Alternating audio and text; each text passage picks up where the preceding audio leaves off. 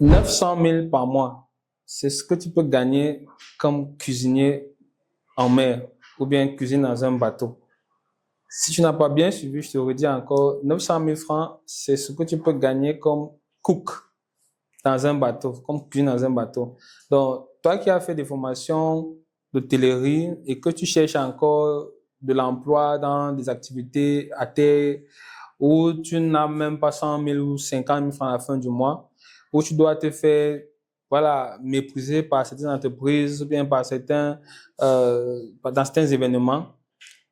Je viens de toi aujourd'hui te dire qu'il est possible de gagner 900 000 francs par mois tout en étant autonome et avoir un respect dans l'environnement de travail dont tu vas te trouver.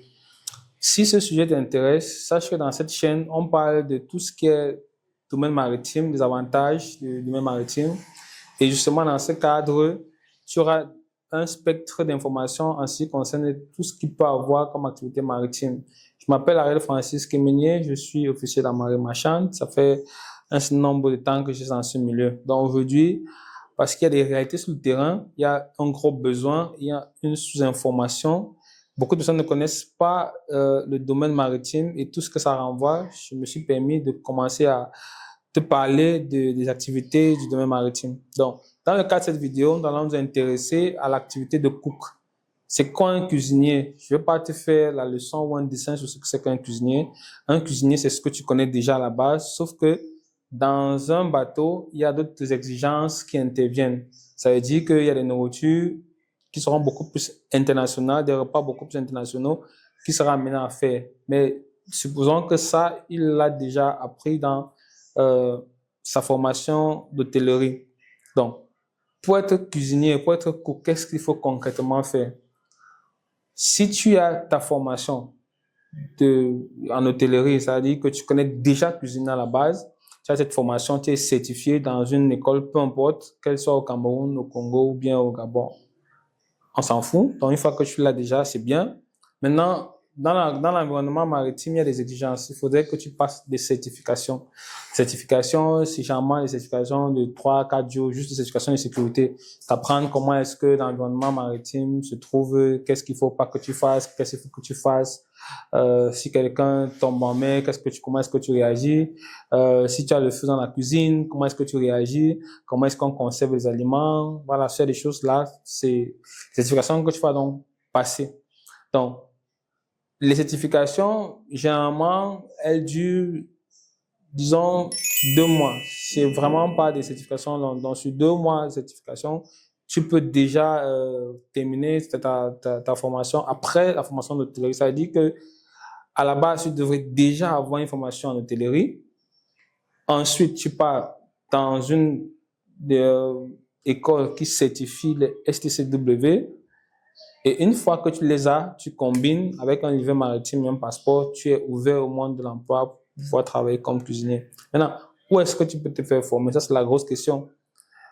Écoute, pour ceux qui se forment généralement au Cameroun dans les écoles maritimes, il n'est pas possible pour eux de pouvoir travailler dans les entreprises de renom, d'entreprises étrangères. Généralement, dans notre sous-région ici, c'est ce qu'on appelle l'offshore. Donc, il ne sera pas possible de travailler dans l'offshore avec les formations du Cameroun.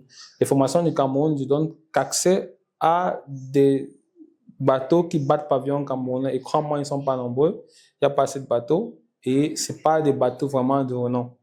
Maintenant, si tu veux travailler dans des entreprises de renom telles que Bourbon, telles que Taiwata, telles que Lamnaco, telles que Limarine, telles que y en a tellement, ABC Maritime, il faudrait que tu sois certifié dans une école agréée, une école maritime.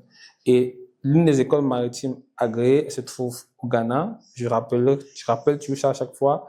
C'est une école dont le Cameroun est membre fondateur. Il y a 5 pays membres: le Cameroun, le Ghana, la Gambie, la Sierra Leone et le Libéria, qui sont les pays fondateurs de cette université. Donc, à la fin de ta formation, on te délivrera des certifications qui vont te permettre de pouvoir travailler comme cuisinier.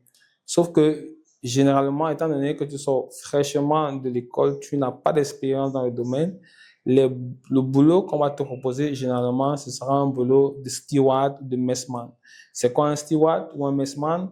Un steward d'un messman, c'est celui-là simplement qui assiste le cuisinier dans ses tâches. C'est-à-dire que généralement, dans un début, tu vas connaître l'environnement maritime dans lequel tu vas travailler. Tu vas connaître comment la buanderie fonctionne. Tu vas parfois faire des chambres. Parfois, tu vas assister le cuisinier. La plupart du temps, tu vas assister le cuisinier dans ses tâches de cuisine. Tu vas préparer le petit déjeuner.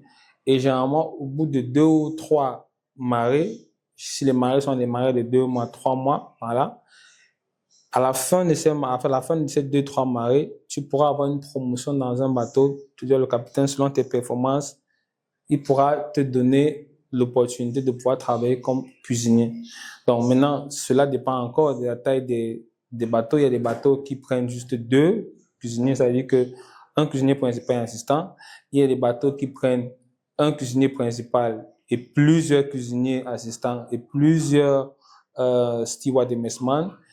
Il y a des bateaux où il y a un cambos, c'est-à-dire qu'il y a quelqu'un qui est au-dessus du chef cuisinier qui fait dans la gestion de stock. Donc, c'est le poste département du catering. C'est comme ça qu'on appelle généralement le cambos. Donc, si si c'est quelque chose qui t'intéresse vraiment et que tu veux davantage comprendre les rois de ce métier, sache qu'ici, comme je disais au début, on parle de ça.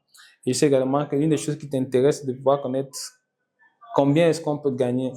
Écoute, généralement, quand on commence dans cette activité, quand on est au début, c'est-à-dire quand on commence sa première, deuxième, troisième année comme steward ou messman, généralement, on se retrouve à minimum 400 000 francs. C'est généralement les salaires qui sont proposés.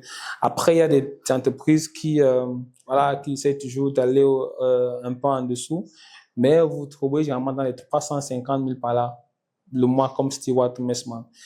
Et après, votre deuxième, troisième marée, une fois que vous avez l'opportunité de travailler comme cook, selon votre expérience également, vous avez des entreprises qui vous proposeront 500 000, 600 000, 700 000.